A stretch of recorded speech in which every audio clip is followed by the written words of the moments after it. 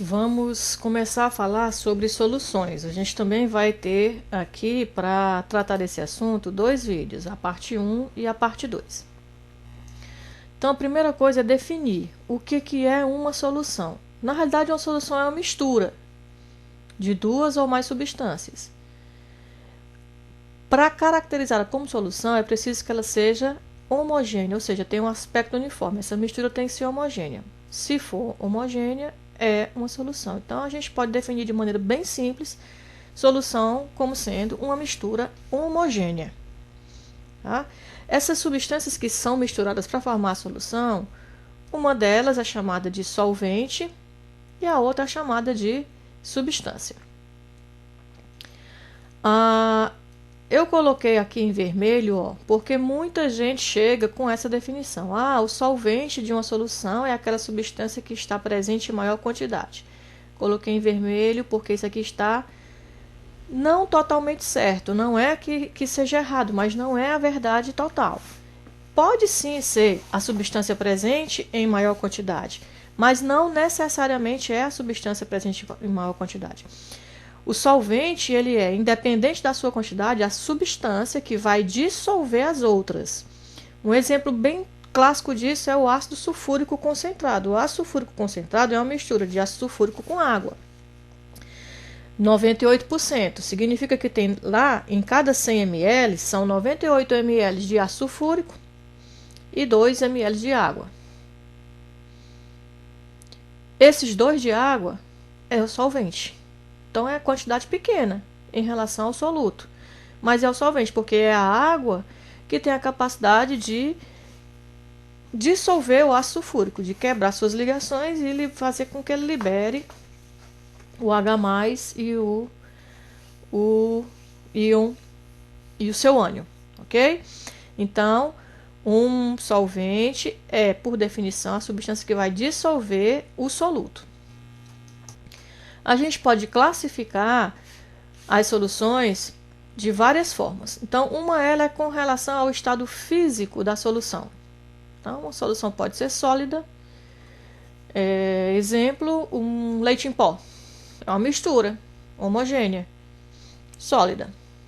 A solução pode ser líquida, pode ser gasosa. A atmosférica, o ar atmosférico, ele é uma mistura de gases. A gente pode ter aqui também os estados físicos, a classificação com relação aos estados físicos do soluto e do solvente. Eu posso ter um sólido sólido, um líquido líquido, um sólido líquido. Por exemplo, o soro fisiológico é sal, que é sólido, né? NaCl, dissolvido em água, sólido líquido. Um gás líquido ou um gás-gás. O oxigênio dissolvido nas águas, né? Que faz com que os peixes possam sobreviver tendo com que respirar, é um gás líquido. Outra forma de classificar as soluções é segundo a natureza do soluto. O soluto, que é a substância que se dissolve no solvente, ou seja, que é dissolvida pelo solvente, ele pode ser uma substância molecular ou uma substância iônica. Quando se dissolver, né, continua a conservar, né, suas moléculas ou se separar, quebrando, né, se ionizar, formando seus íons. Que a gente já viu lá que forma um eletrólito, né, que é um eletrólito, forma uma solução eletrolítica, quando o soluto é iônico. Também pode ser classificada com relação ao tamanho da partícula do soluto. Eu posso ter o que a gente chama de soluções verdadeiras, que são aquelas que são homogêneas, tanto quando a gente observa com a nossa própria vista ou se a gente observar através de um microscópio. E posso ter uma substância coloidal, onde o tamanho da partícula do soluto é tal que, se a gente observar só com a nossa própria vista, a gente não consegue visualizar esse soluto disperso no solvente. Então, a gente considera que ela é homogênea, mas se a gente olhar com o microscópio, a gente vai verificar essas pequenas partículas lá dispersas no solvente. Então, a gente diz que é um sistema coloidal. E a gente também pode classificar pela relação entre soluto e solvente, as quantidades, né, de soluto em função do solvente. E aí a gente pode ter soluções insaturadas, saturadas e supersaturadas, tá? Essa solubilidade, essa quantidade de soluto que vai ser possível ser dissolvida no solvente é dada pelo tal do coeficiente de solubilidade. Vamos já ver o que é isso. Então, ó, a gente pode classificar as soluções com relação ao tamanho médio das partículas como soluções verdadeiras ou soluções coloidais. Tem gente que fala em suspensões, mas suspensões não são soluções, tá? A gente vai já ver isso com relação àquela definição que a gente viu lá no começo, que para ser uma solução eu preciso que ela seja homogênea, tem um aspecto uniforme.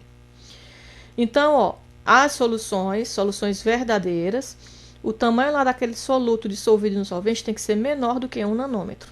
1 nanômetro são 10 a menos 9 do metro. Quando eu tenho partículas maiores do que 1 nanômetro e menor do que 1000 nanômetros, a gente chama de dispersão coloidal. É aquele caso em que a nossa vista ela é homogênea, mas se a gente observar com o microscópio, a gente consegue enxergar essas partículas desse tamanho e ela não é mais homogênea. Então, ela não é mais considerada solução verdadeira, e sim uma dispersão coloidal. E as suspensões? As suspensões têm partículas distribuídas pelo solvente com tamanho maior de 1000 nanômetros. Essas a gente já consegue visualizar só com a nossa vista, não precisa de microscópio. Então, não tem um aspecto uniforme, não é homogêneo, então não é solução, é suspensão.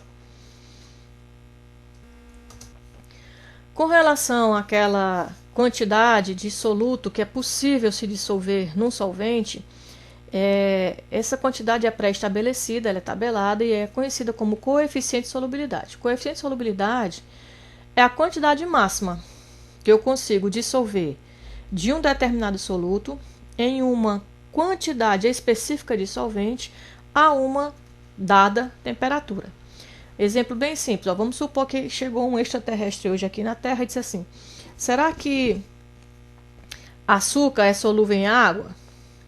Se você não pensar muito, você vai dizer, é sim, açúcar é solúvel em água. Aí o extraterrestre pega uma colher de açúcar, colher de sopa de açúcar, coloca numa xícara e derrama lá 5 gotinhas de água. O açúcar se dissolveu?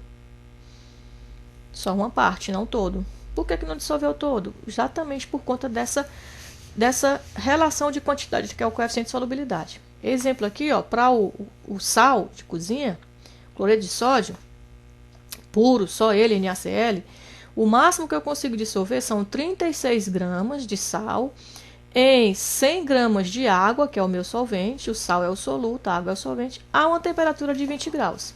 Se eu modificar essa temperatura, essa quantidade também se modifica. Tá? Então, se eu congelar essa solução, só a água a 0 graus se congela e o sal não. Então, a quantidade de sal dissolvido na água vai mudar. Então, para saber o coeficiente de solubilidade de uma substância, eu envolvo 3 grandezas: a quantidade do soluto, a quantidade do soluto, a quantidade de solvente e a temperatura. E com relação a essa expressão, né, de coeficiente de solubilidade, a gente pode classificar as soluções em soluções insaturadas ou não saturadas, que são aquelas que eu ainda não coloquei o máximo de soluto possível para se dissolver naquela quantidade específica de solvente, naquela temperatura. Então, ela não chegou ao máximo. O máximo é a saturação. Portanto, solução saturada vai ser aquela em que eu atingi exatamente essa relação expressa no coeficiente de solubilidade. Coloquei o máximo de soluto possível para aquela determinada quantidade de solvente naquela temperatura. E as soluções supersaturadas. As soluções supersaturadas são aquelas em que eu coloquei mais soluto do que o permitido. E aí começa uma situação: oxe, mas se foi mais, como é que dissolveu? Pois é, para produzir uma solução supersaturada, eu preciso mexer na temperatura. Então, quando eu aumento a temperatura para a maioria das substâncias, um aumento da temperatura aumenta a solubilidade. E aí, quando eu consigo dissolver quantidade maior de soluto naquela quantidade de solvente, pela modificação da temperatura, eu tenho uma solução supersaturada. Tem gente por aí dizendo que solução supersaturada é aquela que tem corpo de fundo. Não, não é. Porque para ser solução, a gente viu, tem que ser homogêneo. Se tem corpo de fundo, eu estou vendo lá uma parte sólida. Então não é uma solução, é um sistema heterogêneo. A solução que está acima do corpo de fundo, aquele sólido que fica no becker, é uma solução saturada. Aquele sólido lá já é o excesso que não conseguiu solubilizar e foi para o fundo do becker ou do copo. Então, ali é um sistema heterogêneo, onde tem uma solução saturada e um excesso de soluto não dissolvido.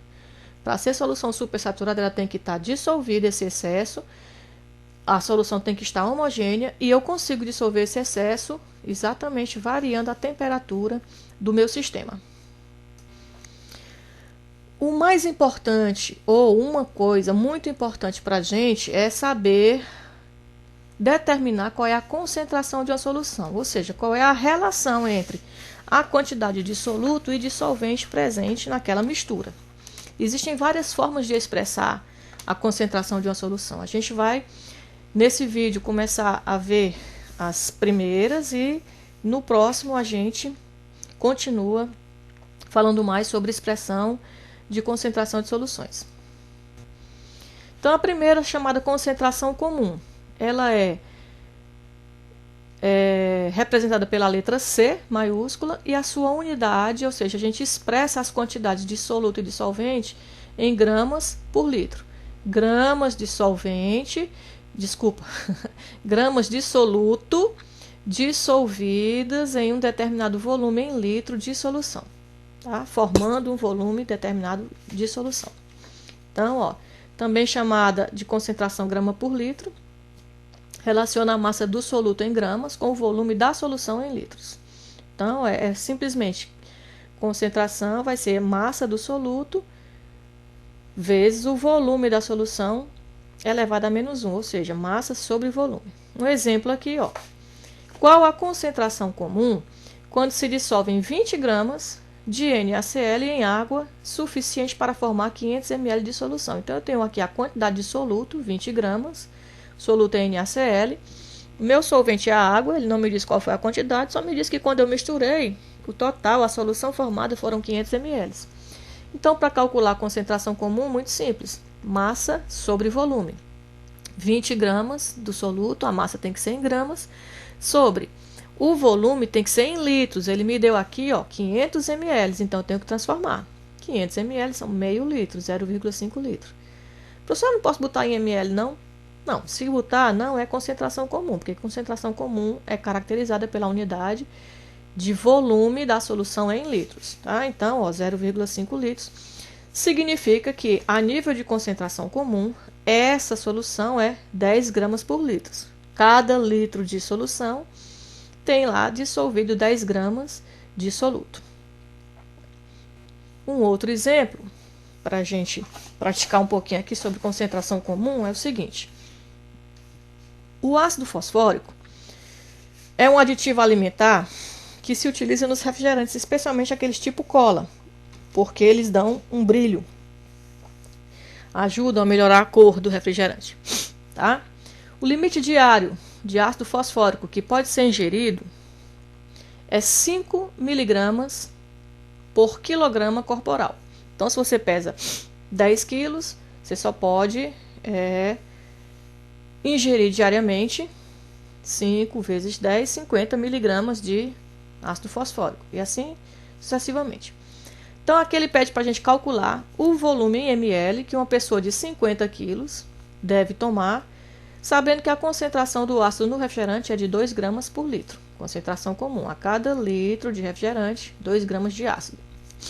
Não sei se esse aqui é o da fórmula do refrigerante que vocês estão pensando, tá? Você tem que descobrir lá do refrigerante para descobrir quanto é que vocês podem tomar por dia daquele refrigerante lá sem causar problema para vocês. Na realidade, deveriam tomar nada, né? Mas vamos lá. Então, primeira coisa, cálculo da massa máxima diária ingerível por uma pessoa de 50 quilos. Ele diz que para cada quilo são 5 miligramas, ou então cada quilo que a pessoa tem, ela pode ingerir 5 miligramas. Como a pessoa que ele colocou aí no problema são 50, pesa 50 quilos, então ela vai ingerir no máximo X, que são 250 miligramas, ou transformando aqui, 0,25 gramas. E agora, o que ele quer saber mesmo, qual o volume máximo, né, que a pessoa pode tomar. Então, a gente sabe que nesse refrigerante aqui, ele diz que cada litro tem 2 gramas. Então, 1 litro da solução, que é o meu refrigerante, tem 2 gramas do meu soluto, que é o ácido fosfórico, ácido fosfórico. Então, quantos litros, litros, terão os 0,25 gramas, que é o máximo que a pessoa pode ingerir? Então, ó, resolvendo aqui essa regra de 3, a gente vai chegar em 0,125 litros ou 125 ml, ou seja, não dá nem um copo, viu? Aquele copo lá de 250 ml. Metade daquele copo, meio copo por dia. Para uma pessoa de 50 quilos, se for essa quantidade de ácido no refrigerante, tá? Fiquem atentos. Outra forma de expressar a relação dos componentes de uma solução é a densidade. Em geral, ela é expressa em gramas por mililitro, tá?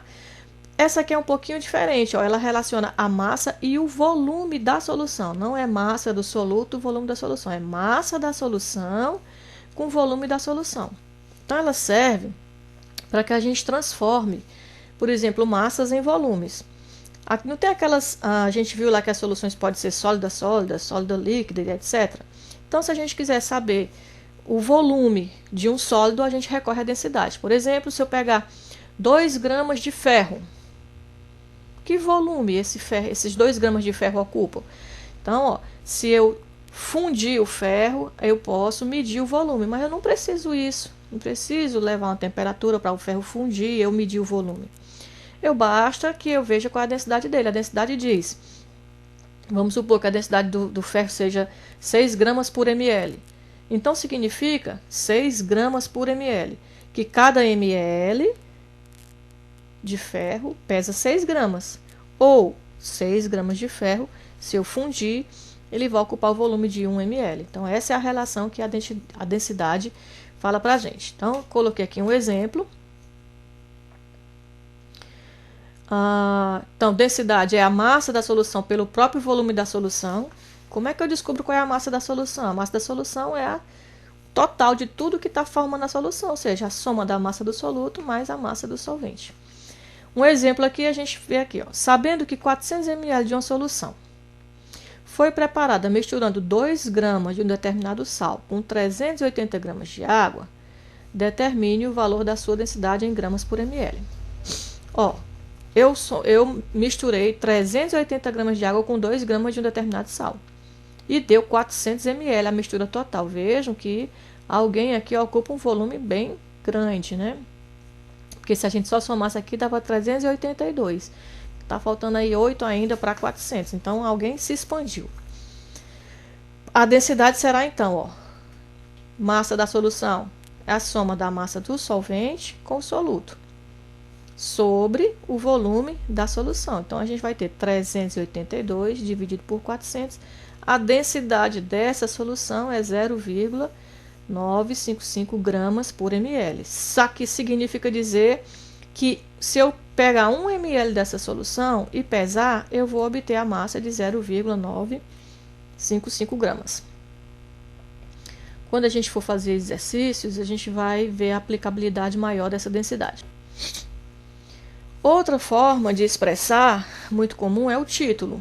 O título é uma forma de expressar que ele é adimensional, porque ele se refere simplesmente à massa do soluto em relação à massa da solução. Então, mesma unidade, corta, né? Grama com grama, se corta, é adimensional. Mas eu posso também expressá-lo em termos de porcentagem, que é muito utilizado na indústria. Se você for pegar o rótulo de um produto, por exemplo, um leite em pó, ele vai dizer lá, ó, tem tantos por cento de açúcar. Significa dizer o quê? Que existe tantos gramas de açúcar em cada quantidade X de leite em pó, tá? Então, a gente tem o título, a porcentagem em massa, que vai ser a massa do soluto sobre a massa da solução. E se eu quiser transformar em porcentagem, ó, porcento, é multiplicar por 100. Então, a gente tem essa relação aqui. Um exemplo. Vamos aqui ver um exemplo. Calcule o título e a porcentagem em massa de uma solução feita a partir da dissolução de 126 gramas de sacarose, tá aqui a sacarose, C12H22O11, em 580 gramas de água. Então, o título é a massa do soluto sobre a massa da solução. Lembrando que massa da solução é a soma da massa do soluto com o solvente. Então, o título vai ser a massa do soluto, M1, sobre massa da solução, M1, que é soluto, mais M2, que é solvente. Esses índices, sempre o 1 é relativo ao soluto e o 2 é relativo ao solvente. Então, ó, a sacarose é o soluto e a água é o solvente. 126 do soluto sobre 126 do soluto mais 580 do solvente. Então, a gente vai encontrar que o título dessa solução é 0,184. Para saber a porcentagem, T vezes 100. Então, 18,4%. Significa que 18,4% é do soluto nessa solução. E quanto é do solvente? Ora, se a solução todinha é 100% e o soluto é 18,4%, então eu tenho 81,6% de solvente. Posso também ter o título ou porcentagem em volume, né? Quando eu for medir tanto o meu soluto em volume, quanto a minha solução também em volume. Anteriormente, a gente mediu tanto o soluto quanto a solução em volume. Em massa, desculpa. Aqui nós vamos medir em volume. Então, ó, o título, que eu botei aqui um Vzinho, que é título em volume, ou porcentagem em volume, título em volume, que pode ser transformado em porcentagem em volume. A gente vai ter volume do soluto sobre volume da solução, ou vezes volume da solução elevado a menos 1. Mesmo raciocínio lá para a porcentagem em massa. Vamos ver aqui um exemplo. O etanol possui concentração em volume por volume de 96%. Calcule o volume em mililitros de água existente em 8 litros desse álcool. Então, vamos lá. Ó. Se ele é 96% de etanol, então, para a totalidade de 96 para 100, falta 4. 4% é de água. Então, a gente pode fazer a seguinte regra. Ó. Ele quer saber em 8 litros, são 8.000 ml. O total, 8 litros, é 100%. Desses 100%, 4% é de água. Porque a gente viu que 96 é de etanol. Então, o restante é de água, né? Fazendo aqui a regra de 3, a gente vai encontrar que em 8 litros desse álcool, 96%, 320 ml ou 0,32 litros são de água. O restante todinho é de etanol.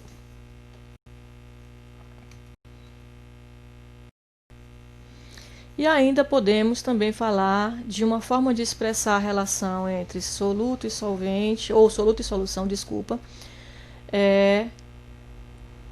em termos de partes por milhão, mais conhecida pela sigla ppm, partes por milhão, tá? É nada mais nada menos do que a relação entre a massa de soluto e 10 a menos 6 da massa da solução. Soluto sobre massa de solução, tá? Vezes 10 a sexta. Ainda é possível também, ó, fazer uma relação entre concentração comum, densidade e título. Tá? Basta que a gente siga essa relação. Concentração comum é 1000 vezes a densidade vezes o título. Vamos ver um exemplozinho sobre parte por milhões.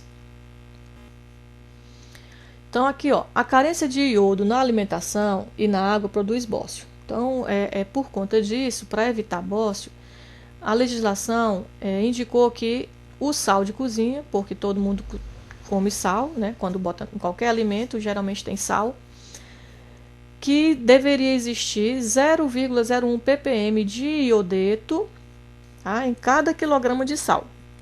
O iodeto, ele previne o bócio. Então, ele quer saber quanto, né, de iodeto de sódio em gramas, tá? A gente vai ter em cada tonelada de um sal, tá? Cada tonelada de sal, quanto que a gente tem que adicionar de iodeto de sódio para ter essa quantidade aqui só de iodeto. Então, aqui tem os dados, e aí só para a gente ver a relação aí de ppm para saber quanto que a gente precisa ter de iodeto lá no sal. ele disse que precisa ter 0,01 ppm. Então, a relação é 0,01 gramas do soluto sobre 10 a sexta da solução, ou seja, 1 milhão de gramas do sal. Só para a gente chegar nesse 1 milhão de gramas, como que é isso? A gente sabe que 1.000 gramas corresponde a 1 quilo. E 1.000 quilos corresponde a 1 tonelada. Então, 1.000 vezes 1.000 dá 1 milhão, ou seja, 1 milhão de gramas corresponde a 1 tonelada. Então, de acordo com essa concentração aqui, significa que 0,01 ppm de iodeto representa que eu tenho que ter 0,01 gramas de iodeto em cada 1 tonelada de sal. Então, isso aqui é a quantidade de iodeto, só que o iodeto vem do iodeto de sódio. Quanto que eu tenho que pesar de iodeto de sódio para conseguir essa quantidade aqui de iodeto? Então, 1 mol de iodeto de sódio pesa 150 gramas. Como? Iodeto de sódio tem um iodeto e um sódio. Então, é a soma, 127 que pesa o iodo, com 23 do sódio dá 150. Então, 1 mol de iodeto de sódio pesa 150 gramas e em cada mol de iodeto de sódio eu tenho um iodo, ou um iodeto. Um iodeto pesa 127, está lá na tabela periódica. Então, essa correspondência. Só que para 1 tonelada de sal, a gente viu que eu preciso de 0,01 gramas de iodeto. Então, 0,01 gramas de iodeto corresponde a quantos gramas de iodeto de sódio? Fazendo essa regra de 3, a gente vai chegar nessa quantidade, ou seja, a cada 1 tonelada de sal, eu tenho que adicionar 0,012 gramas de iodeto de sódio para garantir que tenha lá 0,01 ppm do íon iodeto e assim prevenir o bócio na população.